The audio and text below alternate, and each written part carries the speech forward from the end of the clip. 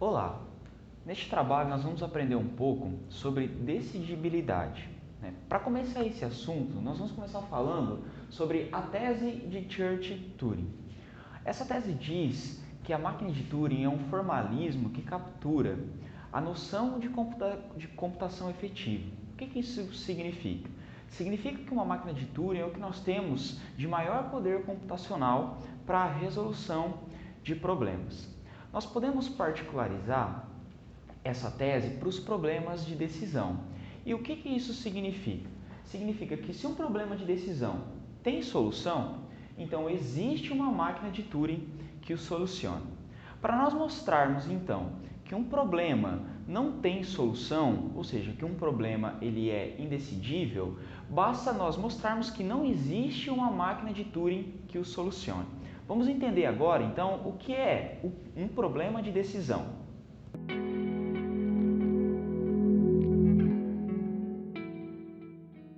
Problema de decisão é qualquer problema que nós podemos ter como resposta esperada, uma resposta binária, ou seja, sim ou não. São problemas de decisão. Determinar se um número natural n é um número primo, determinar se existe ciclo em um grafo, etc. Nós podemos formalizar qualquer tipo de problema como um conjunto P, em que cada elemento desse conjunto P é uma instância do problema. Vamos ver então um exemplo. Nós temos aqui, como exemplo, como conjunto P, determinar se um número natural n é um número primo. São instâncias desse problema. O número 1, o número 2, o número 3. E para cada uma dessa instância, nós vamos ter uma resposta. Ou seja, 1 é primo? Sim ou não? É sempre uma dessas respostas, sempre uma resposta binária que nós vamos obter para cada uma dessas instâncias do nosso conjunto.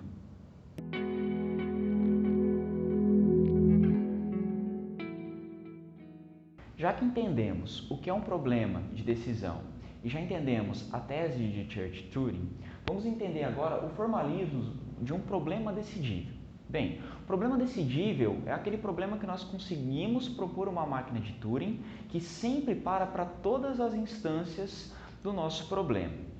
Nós temos então a nossa entrada R, que será lida pela máquina de Turing, e essa máquina vai responder sim se a máquina parar em um estado final e não se a máquina parar em um estado comum. Vamos lembrar que para nós termos uma máquina de Turing é necessário nós formularmos o nosso problema de uma maneira que a máquina de Turing possa ler.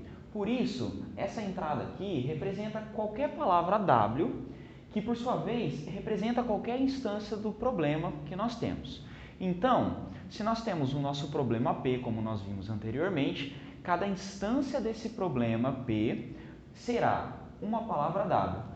Para o nosso problema ser decidível, todas as instâncias do conjunto P precisam ter uma resposta através da máquina de Turing. Ou seja, a máquina de Turing precisa parar para todas as instâncias que nós temos desse nosso problema, seja em um estado final, respondendo sim, seja em um estado comum, respondendo não. Vamos ver agora, então, um exemplo da aplicação de problema decidível.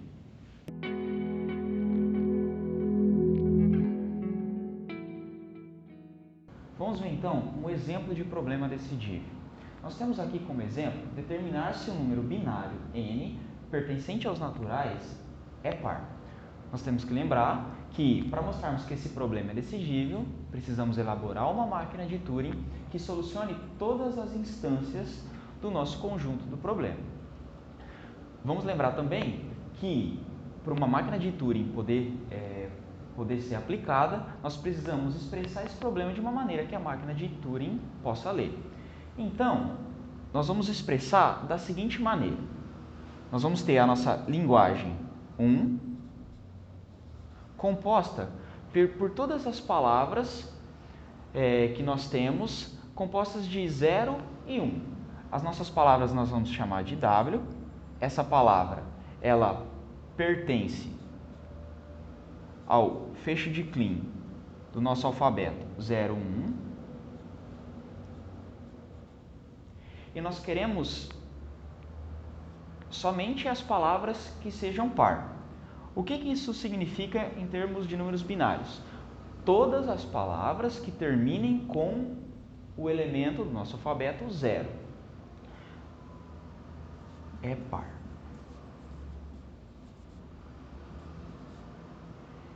E aí então, agora nós só precisamos construir uma máquina de Turing que processe essa linguagem, que receba essa linguagem e sempre produza e sempre pare, ou em estado final ou em estado não final. Bem, nós podemos tomar como exemplo, fazer o nosso estado inicial, nosso E0. Nesse estado E0, nós vamos ter um loop em que a cada zero processado, nós vamos colocar um zero, a cada zero lido, nós vamos escrever um zero e o cabeçote da máquina vai para a direita. A cada um que a gente lê, nós vamos escrever 1 e o cabeçote também vai para a direita. Por que nós estamos fazendo isso? Para chegarmos até o final do número, porque o que nós precisamos ler, na verdade, é só o último caractere, o último elemento da nossa fita. Ou seja, quando nós conseguirmos ler o elemento branco, nós movemos o cabeçote para a esquerda e nós vamos ter certeza que nós estamos no último elemento da fita. Aqui nesse estado E1, ele vai ser apenas um estado de transição para nós sabermos, aqui nós estamos no último elemento da nossa fita. E se o elemento que nós formos ler for o elemento 0, ou seja, o nosso último elemento da fita for o elemento 0, nós vamos saber que aquele valor ali é par, que aquele número binário que nós temos na fita é par. Portanto, nós chegaremos em um estado final. O que acontece se nesse instante nós tivermos o valor 1? Nós não temos função de transição, portanto a máquina vai parar em um estado comum, ou seja, vai responder não. Nesse segundo caso, nós vamos ler o elemento 0, o caractere 0, a máquina não vai ter mais nenhuma função de transição e, portanto, vai parar em um estado final. Esse comportamento vai acontecer para todas as instâncias do nosso conjunto P. Por causa disso, nós podemos dizer que esse problema, então, de determinar se o número binário n pertencente aos naturais é par, é um problema decidível.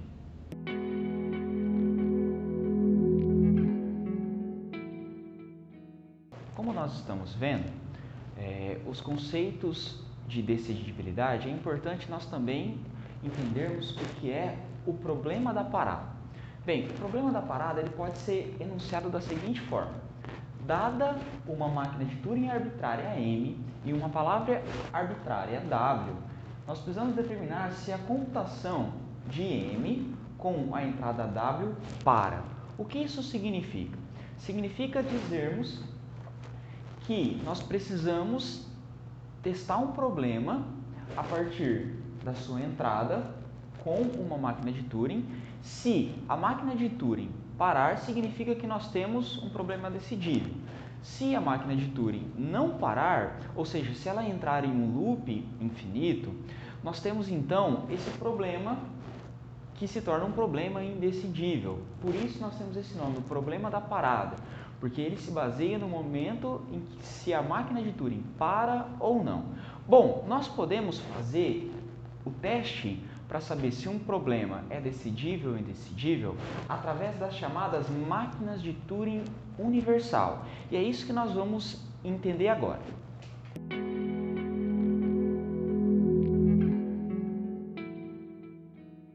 Uma máquina de Turing universal é uma máquina de Turing que simula outras máquinas de Turing. Nós temos como entrada da fita da máquina de Turing universal a configuração da máquina de Turing que vai ser simulada e a entrada que a máquina de Turing simulada vai processar. A resposta da máquina de Turing universal nada mais é do que a resposta que a máquina de Turing simulada processa a partir da entrada lida. Nós temos como exemplo nessa fita a entrada RM com o 000 e RW. O que significa isso? RM diz respeito à configuração da máquina de Turing. RW diz respeito à entrada que a máquina de Turing vai processar. 000 nada mais é do que o delimitador para separar, que é usado para separar esses dois parâmetros na fita. Né? Nós podemos ver aqui embaixo um exemplo. Nós temos aqui 100001 e uma quantidade finita de valores que representa a configuração da máquina de Turing. Nós temos o 000, que é o delimitador, e nós temos então a palavra que vai ser lida com o nosso último caractere aqui, representando o valor em branco da fita. Então, isso é uma máquina de Turing universal.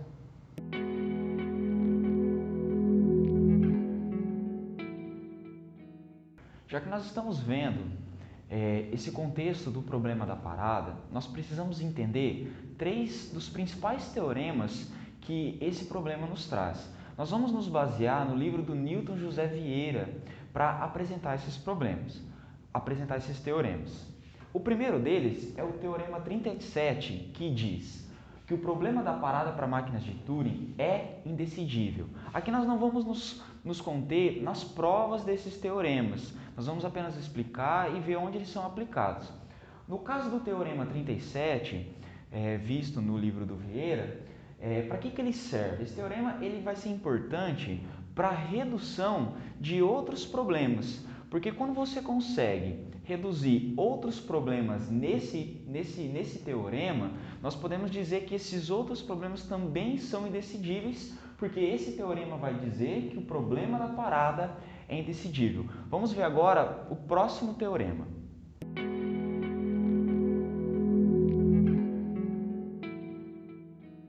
O próximo teorema que nós vamos ver é o teorema 39, também do livro do José Vieira.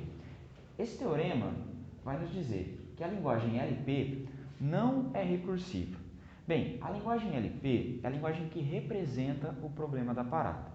Como nós vimos no teorema 37, o problema da parada é indecidível, ou seja, existem palavras dentro do problema da parada que podem fazer uma máquina de Turing entrar em looping, ou seja, a máquina de Turing não parar.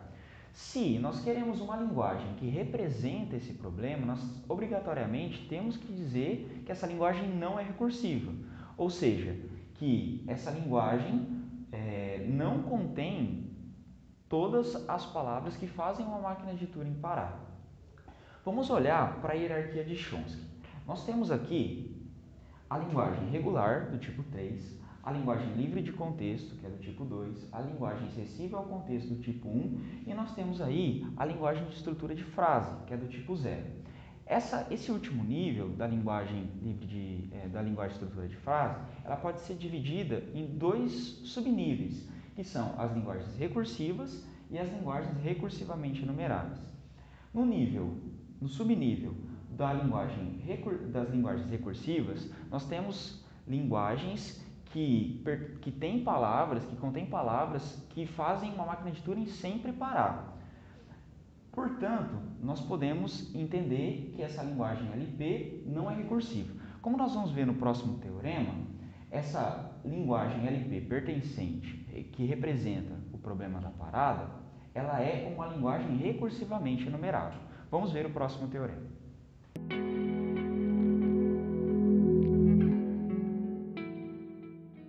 O último teorema que nós vamos ver é o teorema 40, que vai nos dizer que a linguagem LP é recursivamente enumerável. Bem, nós vimos que a linguagem LP representa o problema da parada, que por sua vez é um problema indecidível. Se nós vamos usar uma linguagem para representar um problema que é decidível, logo esse problema não é recursivo. Essa linguagem não é recursiva, como nós vimos no teorema 39. Porém, essa linguagem ela se encaixa como recursivamente enumerável porque existe uma máquina de Turing que soluciona esse problema, mesmo que existam palavras pertencentes a essa linguagem que vá fazer uma máquina de Turing entrar em loop. Se por acaso nenhuma dessas palavras da linguagem LP, pertencentes à linguagem LP, fossem capazes de ser lidas por uma máquina de Turing, então essa linguagem nem estaria aqui na hierarquia de Chomsky.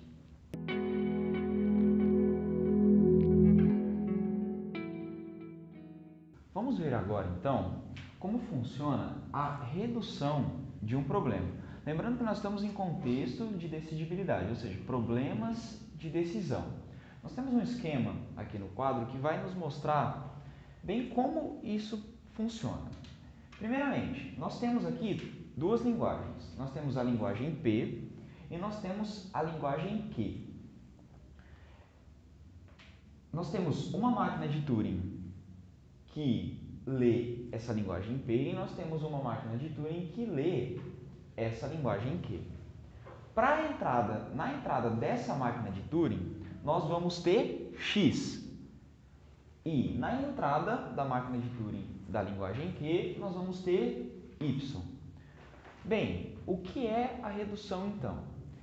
Bem, se nós temos um algoritmo R que, dada essa entrada X, consegue transformar essa entrada numa entrada Y para essa máquina de Turing que lê Q, nós podemos dizer que P é redutível em Q. E aí o que acontece? Quando nós temos uma linguagem redutível a outra, nós podemos dizer que a máquina de Turing que resolve P é redutível à máquina de Turing que resolve Q. Dessa maneira, nós temos que se essa máquina de Turing aqui responder sim, a máquina de Turing que foi reduzida a ela também responde sim. Se a máquina de Turing que resolve Q responde não, nós temos que a máquina de Turing que resolve P também resolve não. Resumindo, nós temos então aqui a redução da linguagem P em Q por meio da entrada X, por meio desse algoritmo que recebe essa entrada X, consegue fazer essa transformação em uma entrada Y e então ter como entrada nessa máquina de Turing que resolve Q. A partir disso, nós podemos fazer duas conclusões. A primeira, se P é um problema redutível a um problema decidível, então P é um problema decidível. Se um problema indecidível é redutível a um problema P, então P é indecidível.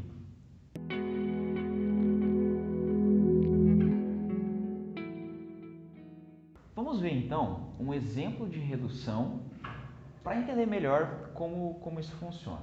Nós temos aqui um problema P, que é determinar se a palavra W pertence a uma expressão regular. Nós vamos usar essa notação LR aqui como a linguagem para verificar se a palavra pertence a essa expressão regular. E nós temos um problema Q, que é determinar se a palavra W pertence a um autômato finito. Bem, P só pode ser redutível em Q se existir algum algoritmo conhecido que faça a redução desse problema para esse problema aqui. Nós não vamos trazer em detalhes aqui, porém, na página 103 do livro do Vieira, é apresentado esse algoritmo. E por meio dele, então, nós conseguimos fazer a redução da expressão regular, da linguagem da expressão regular, na linguagem do autômato finito. Por causa disso, nós podemos, então, fazer a redução do problema P para um problema Q por meio desse esquema que nós já havíamos visto.